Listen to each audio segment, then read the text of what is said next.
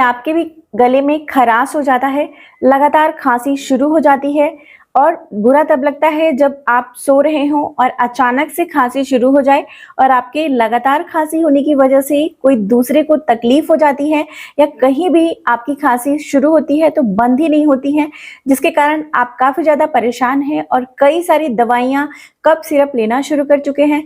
तो आज मैं आपको बता रही हूँ एक ऐसा होम रेमेडी, घरेलू इलाज जो बहुत ही आसान है और इसे लेने से मात्र 1 मिनट में आपकी लगातार चल रही खांसी को आप रोक सकते हैं और जिससे आपको कोई भी नुकसान और साइड इफेक्ट नहीं देखने को मिलेगा। हेलो एवरीवन, मेरा नाम प्रीति देव है। मैं एक सर्टिफाइड न्यूट्रिशनिस्ट फूड टेक्नोलॉजिस्ट, आप सभी की हेल्थ ट्रेनर हूँ। जब भी हमें खांसी शुरू होती है और वह लगातार चलने लगती है तो इसके कारण हम बहुत सारी कफ सिरप और लेना शुरू कर देते हैं। सबसे ज़्यादा ज़रूरी आपको यह जानना है कि कफ सिरप जो आप लेते हैं वो आपके लिए बिल्कुल भी सही नहीं है। वो क्या करता है कि उसमें जो सेडेटिव होते हैं, जो ऐसे इंग्रेडिएंट होते हैं जो आपकी खांसी को, जो हमारी बलगम है, सूखी बलगम है, वो जो हमारे सीने के अंदर जमा हो जाती है जिसकी वजह से घरघराहट होने लगता है सीने में। सबसे पहले तो हमें ये जानना आवश्यक है कि ये जो खांसी है ये किस कारण से हो रही है। मौसम बदलने के कारण हो सकती है या किसी भी चीज से एलर्जी होने के कारण भी हो सकती है, या फिर यह जो खांसी है वो हमारी इम्यूनिटी जब कमजोर हो जाती है तो उसके कारण भी होने लग जाती है। अब इसे बंद करने के लिए खांसी को हम बहुत सारी कफ सिरप लेकर आ जाते हैं और इसे खुद भी लेते हैं, इसे अपने बच्चों को और बुजुर्गों को भी देना शुरू कर देते हैं, जो हमारे लिए बिल्कुल भी सही नहीं है। ये हमारे खांसी को तुरंत आराम तो दे देता है लेकिन इसके कई सारे साइड इफेक्ट्स देखने को मिलते हैं। जब भी हमें खांसी होती है, चाहे वो गीली खांसी हो या फिर सूखी खांसी हो, तो उसमें जो है वो बलगम बनता है और बलगम जब बनता है तो हम जब कफ सिरप पीते हैं तो उस बलगम को वह रोक देता है, जिसके कारण बलगम हमारे सीने में इकट्ठा हो जाता है और आप देखते होंगे कभी कभी सीने में इकट्ठा होने के कारण हमारी सांसें फूलने लगती हैं, घरघराहट जैसा आने लगता है और जब रात में हम सोने जाते हैं तो उसके कारण हमें काफ़ी तकलीफ आती है, सांसें फूलने लगती हैं और नींद भी नहीं आता है। और यह बलगम अगर शरीर के अंदर रहता चला जाए तो यह काफ़ी ज़्यादा कमजोरी देता है शरीर को और काफ़ी सारे नुकसान भी कर देता है। इसलिए इसे निकालना बहुत आवश्यक होता है। जो हमारी शरीर की जो एक नेचुरल तरीका होता है जिससे शरीर इस बलगम को बाहर निकालता है, उसे हम कफ सिरप लेकर उसे क्या करते हैं, सप्रेस कर देते हैं, यानी कि दबा देते हैं। इसलिए कफ सिरप का उपयोग आपको तुरंत नहीं करना है। क्या करना है तो आज मैं आपको बता रही हूँ जो होम रेमेडी, उसे अपनाना शुरू करिए। इससे आपको तुरंत 1 मिनट में रिजल्ट मिल जाता है।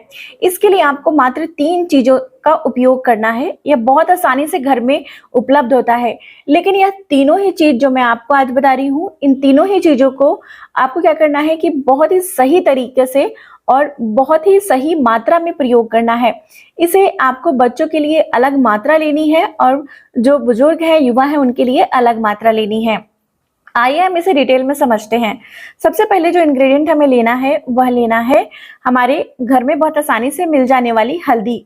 हल्दी जिसे हम टर्मरिक बोलते हैं। हल्दी क्या करता है, ये एक पावरफुल एंटी इन्फ्लामेटरी प्रॉपर्टी होती है इसमें, जो करक्यूमिन की वजह से होती है। करक्यूमिन हमारे फेफड़ों में या फिर हमारे जो यहाँ पर कफ इकट्ठा हो जाती हैं गले में, वो वहाँ पर खुजली देती हैं, जिससे हमें बार बार जो है अंदर से खुजली महसूस होती है, उसको दबा देता है, उसको ठीक करता है। या खुजली जब होती है वो एलर्जी के कारण होती है या इन्फ्लामेशन यानी कि सूजन के कारण भी वहाँ पर देखने को मिलती है। तो उसके लिए यह हल्दी बहुत अच्छा काम करता है। लेकिन हल्दी में जो करक्यूमिन होता है वह तभी ज्यादा काम करता है जब इसके साथ हम काली मिर्च यानी कि ब्लैक पेपर का प्रयोग करते हैं। काली मिर्च को हम गोल मिर्च भी बोलते हैं। अगर आप काली मिर्च और हल्दी एक साथ प्रयोग नहीं करते हैं सही मात्रा में तो आपकी हल्दी सही से काम नहीं करती है। जब भी आप काली मिर्च हल्दी के साथ मिलाएंगे तो हल्दी का जो पावर होता है वो कम से कम 10 से 20 गुना ज्यादा बढ़ता है और तभी आपको यह फायदा देता है।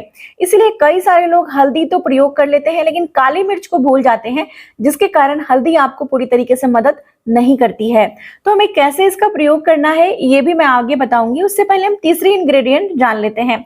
तीसरा जो इंग्रेडिएंट लेना है वो लेना है घी। वो क्या करता है कि जब भी हमारे गले में खराश होता है या सूखी खांसी शुरू हो जाती है तो वहां पर सूखापन हो जाता है, या गीली खांसी शुरू होती है तो भी वहां पर सूजन और इन्फ्लामेशन हो जाता है, जिसकी वजह से बार बार खुजली गले में और खांसी लगातार शुरू हो जाती है। इसीलिए घी क्या करता है कि वहां पर एक मिकोसल लेयर होती है, हमारे जो गले हैं, हमारे से हम सांस लेते हैं, विंड पाइप, उसके अंदर बनी होती है, उसमें चिकनाई देने का काम करता है। और जब चिकनाई और लिब्रिकेशन वहां पर बन जाती है तो बार बार बलगम नहीं बनता है या सूखी खांसी भी नहीं होती है। और ये घी जो होता है वो इन्फ्लामेशन को भी दूर कर देता है। या फिर किसी प्रकार की एलर्जी अगर हो रही हो डस्ट से या किसी भी चीज से या मौसम बदलने के कारण, तो उसमें भी यह बहुत फायदेमंद होता है। और ये हमारे शरीर में इम्यूनिटी को भी बढ़ाने में मदद करता है। इसीलिए घी का प्रयोग आज से नहीं, आयुर्वेद में बताई गई है कई हजार सालों से सर्दी खांसी जुकाम को ठीक करने के लिए किया जाता है, या किसी भी प्रकार की एलर्जी को भी ठीक करने के लिए किया जाता आ रहा है। हमें इसका प्रयोग कैसे करना है, कितनी मात्रा में करना है, उसके पहले हम एक और इसमें इंग्रेडिएंट मिलाएंगे। वो बहुत आसानी से हमारे घर में मिल जाती है, वो है अजवाइन।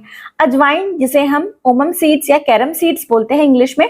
अजवाइन जो होती है वो क्या करती है, हमारी जो ब्रोंकाइटिस होती है, फेफड़ा होती है, उसको डायलेट कर देता है, जिससे बहुत आसानी से जो जमा हुआ कफ और बलगम हमारे सीने में इकट्ठा हो गया है, जिसके कारण हमें घरघराहट हो रही है, उसको वह बाहर निकालने में मदद करता है। लेकिन हमें इन सभी चीजों का प्रयोग कैसे करना है यह जानना बहुत आवश्यक है। तो आपको क्या करना है कि एक कटोरी ले लेना है, उसमें आपको आधा चम्मच घी डालना है। घी जो है वो गाय की हो तो बहुत अच्छी बात है, गाय की घी प्रयोग हमें करनी है। घी को हल्का गर्म कर लें। आधा चम्मच आपको इसमें हल्दी का पाउडर डालना है और 2 चुटकी यानी 2 पिंच आपको इसमें ब्लैक पेपर यानी काली मिर्च का पाउडर डालना है। और इसके साथ अजवाइन आपको क्या करनी है कि आधा चम्मच अजवाइन को तवे पे हल्का गर्म करके और इसका पाउडर बना के आप रख लें, ज्यादा बेहतर है। आधा चम्मच अजवाइन का पाउडर आपको इसमें मिला देना है। अब इस सारी चीजों को अच्छे से मिला ले, पेस्ट तैयार कर ले। अब इसे आपको घोटना नहीं है या फिर निगलना नहीं है, खाना नहीं है। इसे आपको क्या करना है कि आपको अपने मुंह में डाल लेना है। मुंह में डालने के बाद चम्मच से मुंह में डाल ले और इसको मुंह में डाल के रखे रहना है। इससे क्या होगा कि धीरे धीरे आपको हल्का सा इसका स्वाद जो है वो महसूस होगा, हल्का सा कड़वा जैसा भी लग सकता है, जिससे आपके मुंह में लार बननी शुरू हो जाएगी। जैसे ही लार बननी शुरू होगी तो धीरे धीरे आपके जो है पेट के अंदर, गले के अंदर होते हुए जाएंगी, जिससे आपका तुरंत नाक बंद है वो भी खुल जाएगा और गले में बलगम बन रही है, खांसी हो रही है, खुजली हो रही है, वो भी तुरंत 1 मिनट में आराम देखने को मिलेगा। लेकिन इसका प्रयोग बच्चों में सावधानी से करनी है। बच्चों में आप एक और चीज मिला सकते हैं और इसकी मात्रा को 3 गुना कम कर सकते हैं। जैसे कि हमने यहाँ पे आधा चम्मच का उपाय बताया है, उसे आपको मात्र कितनी लेनी है, तो वो आपको छोटे चम्मच का 1/3 हिस्सा ही लेना है बच्चों के लिए। और जो काली मिर्च है उसको भी 1 चुटकी इस्तेमाल करनी है। बाकी सारी चीजें आप सेम मिला सकते हैं। और इसे क्या करना है कि इसमें शहद मिला देना है, आधा चम्मच शहद मिला दे, जिससे थोड़ा मीठा हो जाए। उसके बाद बच्चों को यह जीभ पर डाल दे। बच्चे इसे मुंह में नहीं रखेंगे, कोई बात नहीं है, उसे चाट चाट कर थोड़ा थोड़ा उनके जीभ पर चाट चाट कर दे, ताकि वो धीरे धीरे उनके मुंह में जाए और लार बनाए। एक बार में उनको नहीं खिलाना है, हल्का हल्का चटा चटा कर खिलाएं। बच्चे ऐसे नहीं खाते हैं, कोई बात नहीं, उसे सीधे दे दे ताकि वो निगल भी लेंगे तो कोई बात नहीं। लेकिन कफ सिरप के प्रयोग से कहीं ज्यादा यह आपके लिए सेफ रहेगा और कहीं ज्यादा आपके स्वास्थ्य के लिए अच्छा रहेगा। तो इस तरीके से अगर आप इसे लेना शुरू करेंगे तो आपकी लगातार चल रही खांसी, बलगम, सर्दी, खांसी, जुकाम या एलर्जी वाली खांसी, सर्दी या फिर नाक बंद हो जाती है, उसमें भी आपको बहुत राहत मिलेगा और साथ ही जमा बलगम को भी वह बाहर निकालेगा। बुजुर्ग लोग भी इसे ले सकते हैं, इसका कोई भी साइड इफेक्ट या नुकसान नहीं है। दिन में इसे 2 या 3 बार आसानी से लिया जा सकता है और जिससे आपको रिजल्ट जल्दी देखने को मिलता है। आज की जानकारी यहीं तक थी। आई होप आज की जानकारी आप लोग को बेहद इन्फॉर्मेटिव लगी हो। अच्छी लगी तो इसे लाइक और शेयर करना नहीं भूलिए और शुक्रिया। अपना ख्याल रखिए, सबसे ज्यादा जरूरी मुस्कुराते रहिए।